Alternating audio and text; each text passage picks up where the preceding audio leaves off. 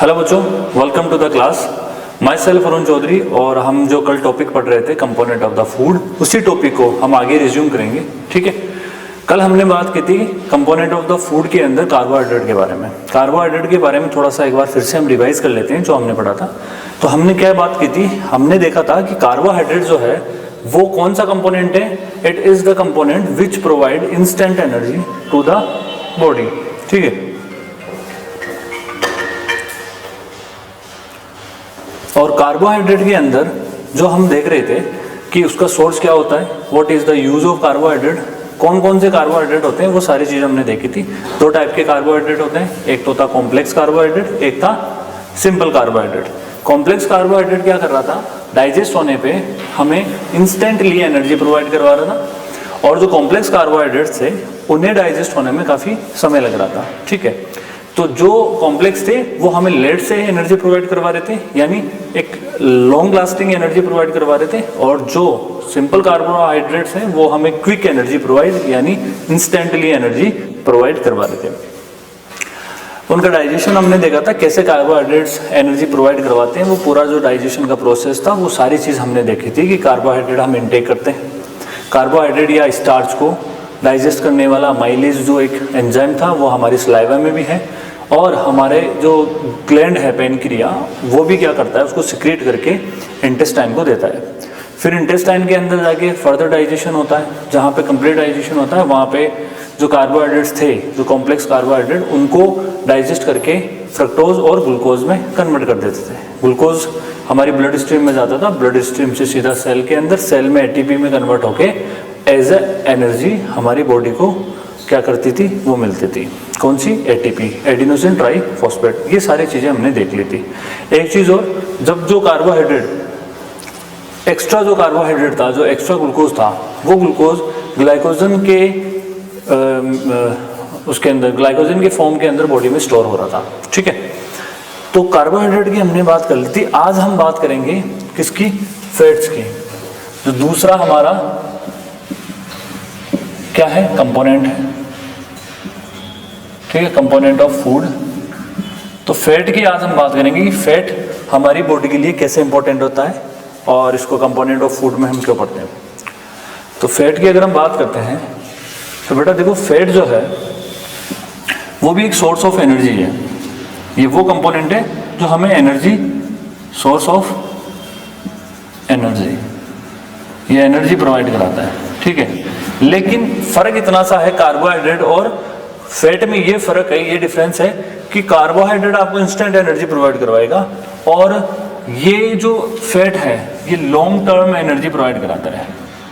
Long term energy का source होता है, यानी लंबे समय के लिए। अगर हमें इन फ्यूचर अगर कभी एनर्जी की ज़रूरत होगी तो हम किसको यूज़ में लेंगे? फैट को यूज़ में लेंगे। तो it is also a source of energy, but it's a long term source of energy. ठीक है, और जो फैट है उसको हम प्राइमरीली सोर्स नहीं मानते, हम मानते हैं कि उसको प्राइमरीली सोर्स कार्बोहाइड्रेट को। क्यों? क्योंकि वो इंस्टेंट देता है। इसको सेकेंडरी सोर्स ऑफ एनर्जी मानते हैं। लेकिन अगर लॉन्ग टर्म की बात करें तो प्राइमरीली सोर्स कौन होगा? फैट होगा। अब देखो, फैट के बारे में हमने देख लिया कि फैट का काम क्या होता है हमारी बॉडी में। फैट करता क्या है कि ये हमें लॉन्ग टर्म एनर्जी प्रोवाइड कराता है, it's a long term energy source. अब फैट के एग्जाम्पल हम देखते हैं। एग्जाम्पल क्या क्या होंगे? तो देखो, फैट कहाँ कहाँ मिलता है हमें? घी के अंदर फैट होता है जो हम खाते हैं। ठीक है, गाय भैंस जो भी घी खा रहे हो आप, उसमें फैट होगा। ऑयल जितने भी हम ले रहे हैं उनके अंदर फैट होता है। ठीक है, बटर आप खा रहे हो उसमें फैट है। ठीक है, चीज आप खा रहे हो उसमें फैट है। जो डेयरी प्रोडक्ट्स हैं उनमें आपको फैट देखने को मिलेगा। ठीक है, ये सारी चीजें, इन सभी चीजों में क्या होता है? फैट प्रेजेंट होता है, यानी कि जो फैट है वो इन चीजों के अंदर आपको मिल जाएगा। ठीक है, these are the example of fat, these are the source of fat. ठीक है, अब देखो बात करते हैं फैट कैसे बॉडी के अंदर रोल प्ले करता है, कैसे वो डाइजेस्ट होता है, और उसका काम कैसे, जो सारा काम करता है बॉडी के अंदर वो करता कैसे है, हाउ इट्स वर्क। तो हमारी बॉडी के अंदर जैसे ही हम फैट को इनटेक करते हैं, कोई भी फैट सोर्स है उसको इनटेक किया हमने, ठीक है, उसको खाया, खाने के बाद में च्यू किया उसको, ठीक है, तो हमारे माउथ के अंदर अमाइलेज कार्बोहाइड्रेट को कर रहा था, तो एक लाइपेज नाम का एंजाइम होता है, वो कुछ हद तक हमारे मुंह का जो फूड है, जो अपने माउथ में जो फूड है, ठीक है, उसको 10 to 20% क्या कर देगा, डाइजेस्ट कर देगा, करीबन करीबन 10 से 20% के आसपास उसको डाइजेस्ट कर देगा। अब उसमें कंप्लीटली जो फैट था उसके अंदर, वो कंप्लीट डाइजेशन नहीं होता उसका, वो थोड़ा बहुत डाइजेशन होता है, कितना, 10 से 20% के आसपास।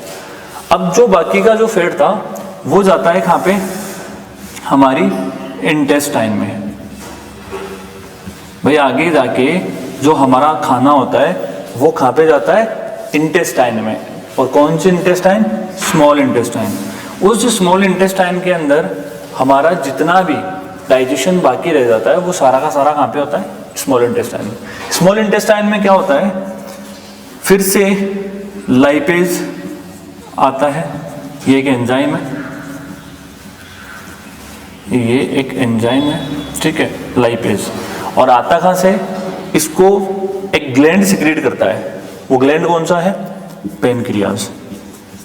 पेनक्रियाज पेनक्रियाज ही क्या सिक्रीट कर रहा था, अमाइलेज, ठीक है, और लाइपेज भी कौन सिक्रीट कर रहा है, पेनक्रियाज।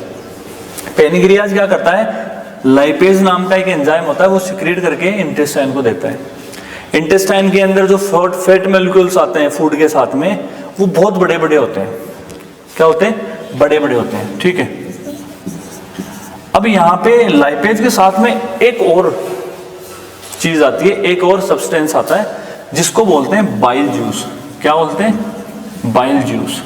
अब ये बाइल जूस आता कहाँ से, ये आता है हमारे लीवर से। कौन सा ग्लैंड है जो बाइल जूस को सिक्रीट करता है, लीवर। याद रखना इस चीज को, बाइल जूस को सिक्रीट करने वाला ग्लैंड होता है लीवर। बाइल जूस का कलर होता है येलोइश ग्रीन कलर, है ना, ग्रीनिश और येलोइश कलर होता है, मतलब हल्का सा ग्रीन येलो, ठीक है। और ये बाइल जूस सिक्रीट करता है, कौन सिक्रीट करता है, लीवर सिक्रीट करता है। लीवर फिर इसको किसके पास भेज देता है, इसको भेज देता है गैल ब्लैडर के पास में। गैल ब्लैडर में क्या करता है, ये स्टोर हो जाता है। स्टोर यानी जब जब जरूरत पड़ेगी ये गैल ब्लैडर में अपना पड़ा रहता है। जैसे ही हमें जरूरत पड़ती है गैल ब्लैडर उसको क्या कर देता है, उसको बाइल डक्ट के थ्रू इंटेस्टाइन में पहुंचा देता है। बाइल डक्ट एक छोटी सी ट्यूब होती है जो ग्लैडर से जुड़ी हुई होती है, गैल ब्लैडर से जुड़ी हुई होती है। उस ट्यूब की मदद से सीधा इंटेस्टाइन में पहुंच जाता है। तो दो चीजें यहाँ पे आ रही है, फैट को डाइजेस्ट करने के लिए दो चीज आ रही है। एक तो आ रही है बाइल जूस, ठीक है, जो कि लीवर भेज रहा है हमारा, और एक आ रही है लाइपेज जो कि एंजाइम है, जो कौन भेज रहा है, पेनक्रियाज। अब ये दोनों क्या करेंगे, फैट को डाइजेस्ट करने का काम करेंगे। तो बाइल जूस तो यहाँ पे एज ए डिटर्जेंट की तरह काम करेगा। कैसे करेगा, डिटर्जेंट जानते हो क्या होता है डिटर्जेंट? डिटर्जेंट होता है जैसे सरफ जो हम यूज करते हैं कपड़े धोने के लिए, ठीक है।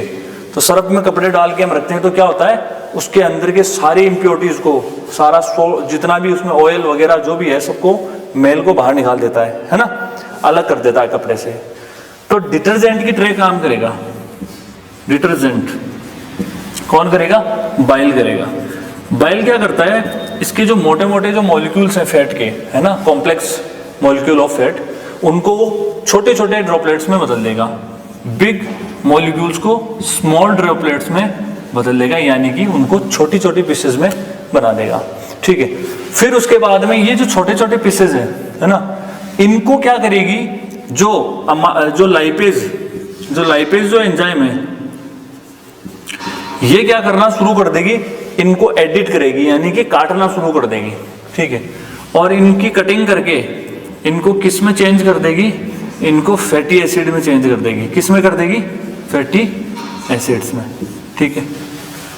अब ये जो फैटी एसिड्स है, ये फैटी एसिड क्या करेगी, जाएगी हमारी ब्लड स्ट्रीम में। किस में जाएगी, ब्लड स्ट्रीम में। और ब्लड स्ट्रीम में जाके अपना जो सेल होता है, बॉडी में सबसे स्मॉलेस्ट यूनिट क्या होती है, सेल, है ना, कोशिका, ठीक है। सेल के अंदर जाएगा, माइटोकॉन्ड्रिया बोलेगा फैट मेरे पास लाओ, सेल में भी एक चीज होती है जिसको बोलते हैं माइटोकॉन्ड्रिया, 9th वाले समझ पाएंगे इसको, ठीक है। तो माइटोकॉन्ड्रिया उसको लेगा और उसको बोलेगा कि भाई मेरे को लाके दो क्या, ये फैटी एसिड। फिर इस फैटी एसिड को क्या करेगा, वो इसको कन्वर्ट कर देगा, किस में कन्वर्ट कर देगा, एटीपी में। किस में कर देगा, एटीपी में, ठीक है। ये तो था एनर्जी कैसे बनाई। देखो जो चीज आ रही है बॉडी के अंदर उससे एनर्जी प्रोड्यूस हो रही है, तो ये समझ लेना लास्ट में जाके जो चीज एटीपी बन रही है उसका पूरा कंप्लीट डाइजेशन हो चुका है। तो यहां से शुरू हुआ, फैट आया, फैट बॉडी में आया। अब एक चीज और, जब फैट हमारी बॉडी में आता है तो फैट इजीली डाइजेस्ट नहीं होता, ठीक है। क्यों नहीं होता, क्योंकि और जो सारी चीजें हैं जैसे कार्बोहाइड्रेट हुआ, फाइबर हुआ, प्रोटीन हुआ, वो तो क्या है, वाटर सोल्यूबल कंपोनेंट्स हैं। फैट कैसा है, वाटर सोल्यूबल कंपोनेंट नहीं होता। कभी घी को आप पानी में क्या डिसॉल्व कर सकते हो, नहीं कर सकते ना। क्या सोल्यूबल है क्या वो घी पानी के अंदर, नहीं है ना। ऑयल सोल्यूबल है, नहीं है। तो जो चीज सोल्यूबल ही नहीं है वाटर में, तो क्या उसको वो डिसॉल्व कर सकती है, नहीं कर सकती ना। तो इसमें इमल्सिफिकेशन होता है हमारी बॉडी के अंदर। जब गट, हमारा जो स्टोमक है, उसमें जैसे ही खाना जाता है ना, तो वहां पे जाने के बाद में अपना जो म्यूकस और अपनी HCl जो है वो मिलके इसको क्या कर देते हैं, मिक्स कर देते हैं। किसके साथ में, वाटर के साथ में, जिसको बोलते हैं इमल्सिफिकेशन, है ना, इमल्सिफिकेशन, ठीक है। जब वाटर और ऑयल को मिक्स कर दिया जाता है उसको बोला जाता है इमल्सिफिकेशन। फिर आगे जाके उसी को ही डाइजेस्ट किया जाता है, किसमें, स्मॉल इंटेस्टाइन में। तो ये सारी चीज हमने देख ली कि कैसे फैट आया, उसका डाइजेशन हुआ, फिर उस फैट को कैसे कैसे किन किन चीजों में तोड़ा गया, किन कौन कौन सी जूसेस का, कौन कौन से एंजाइम का हमें सपोर्ट लेना पड़ा, फिर आगे जाके कैसे सेल हमारा उससे एटीपी बनाया। अब सवाल यहाँ पे ये आता है कि सर एनर्जी बना रहा है और कार्बोहाइड्रेट भी एनर्जी बना रहा है, तो हम इनको एक जगह क्यों नहीं मानते। देखो बेटा, दोनों कंपाउंड अलग अलग हैं, कार्बोहाइड्रेट अलग चीज है ना, फैट अलग चीज है।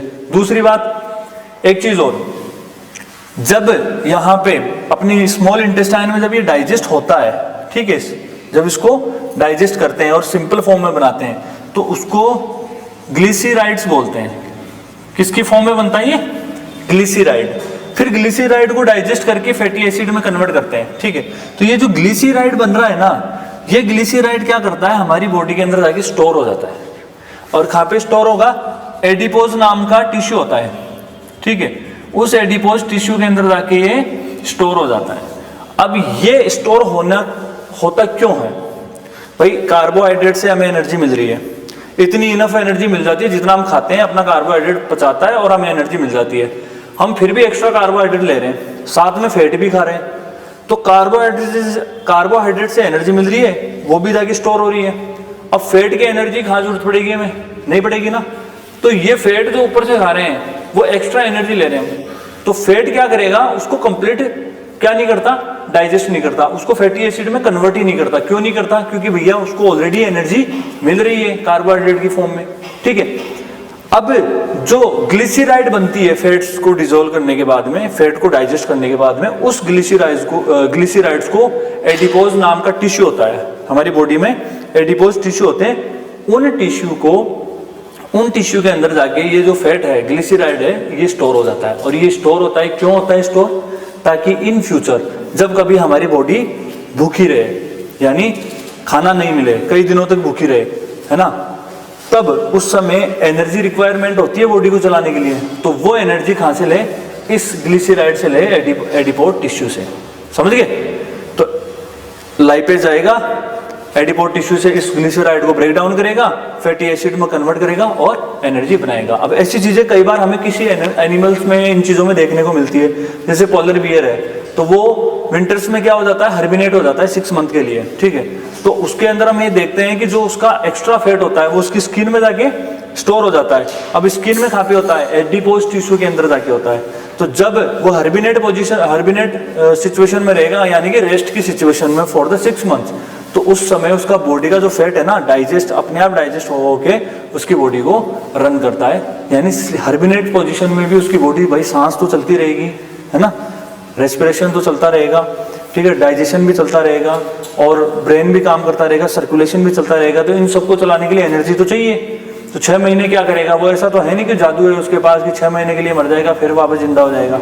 तो उसकी बॉडी का जो फैट है वो क्या करेगा, उसको 6 मंथ के लिए अलाइव रखेगा।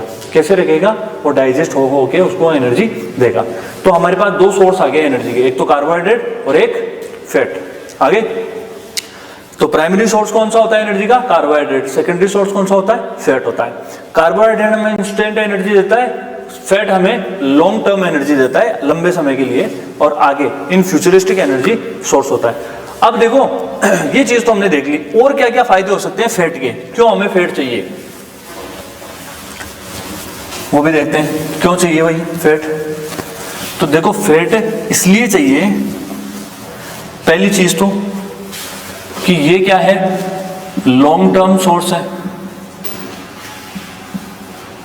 कि जब हमें जरूरत हो, हमारे पास खाना नहीं है 2 दिन के लिए, ऐसे जंगल में खो गए जहां खाना नहीं है, ठीक है, चारों तरफ देखे तो अब कोई जैसे कोई ऐसी जगह चला जाता है जहाँ नॉनवेज ही नॉनवेज होता है, कई वेजिटेरियन होते हैं उनको नॉनवेज नहीं मिला, बेचारा 2 दिन के लिए भूखा बैठा है, ठीक है, तो क्या करेगा, बॉडी का जो फैट है उसको बचा लेगा, है ना।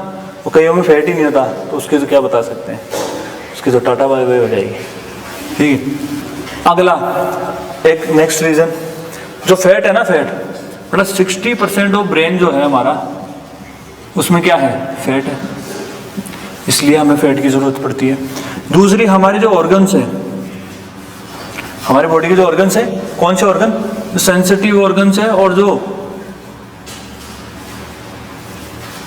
सेंसिटिव ऑर्गन, ठीक है, ऑर्गन कौन से, सेंसिटिव ऑर्गन, और जो हमारी बॉडी में फंक्शन कर रहे हैं, जैसे कि हार्ट हुआ, जैसे कि लंग्स हुए, है ना, ये सारे के सारे, इनके चारों तरफ भी इनके आउटर मोस्ट लेयर बना के रखता है एक ऊपर, क्यूशन की तरह काम करता है, यानी रुई की तरह, गद्दे की तरह काम करता है फैट। अगर डायरेक्ट किसी फोर्स लगती है हमारी इन किसी भी ऑर्गन पे, तो क्या होता है, ये फैट क्या है, उसको ऑब्जर्व कर लेता है, उस अटैक को, शॉक को ऑब्जर्व कर लेता है, और एब्जॉर्ब करके इन ऑर्गन्स पे उस शॉक का इफेक्ट नहीं होने देता, मतलब उसके इफेक्ट को कम कर देता है, ठीक है। तो एक तो इस चीज में फायदे देता है।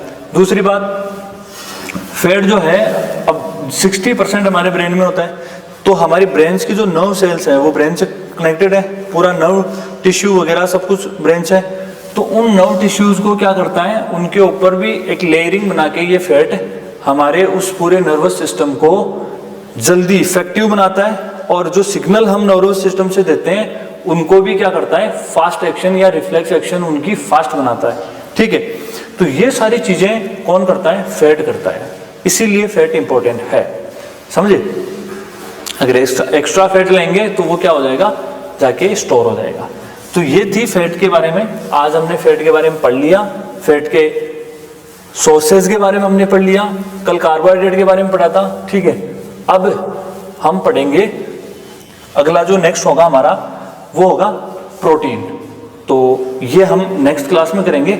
लेकिन उससे पहले मैं कुछ क्वेश्चन आपसे करूंगा, जो बच्चे रेगुलर क्लास ले रहे हैं तो उनसे क्वेश्चन है। पहले तो ये बताना है कि जो हमारा जो कार्बोहाइड्रेट, एक्स्ट्रा कार्बोहाइड्रेट है बॉडी के अंदर जो स्टोर होता है वो किस फॉर्म में होगा, ठीक है। फैट जो स्टोर हो रहा है एक्स्ट्रा वो किस फॉर्म में होगा, और ये बताना है कि जो प्रोटीन होगा ना, उस प्रोटीन को डाइजेस्ट करने के लिए कौन सा एंजाइम होता है हमारी बॉडी में। तो ये 3 क्वेश्चंस हैं, कल मेरे को आंसर्स देना, ठीक है। और जो बच्चे यूट्यूब पे देख रहे हैं वो मेरे को कमेंट सेक्शन के अंदर ये आंसर बताना, ठीक है। तो आज के लिए इतना ही। अगर कोई भी डाउट्स हो, कोई भी क्वेश्चंस आपकी क्वेरी आपके दिमाग में आती है, you can ask me through the comment section, ठीक है। आज के लिए इतना ही। Thank you so much, have a nice day. I hope you all enjoy the class. Okay, Jai Hind, जय भारत।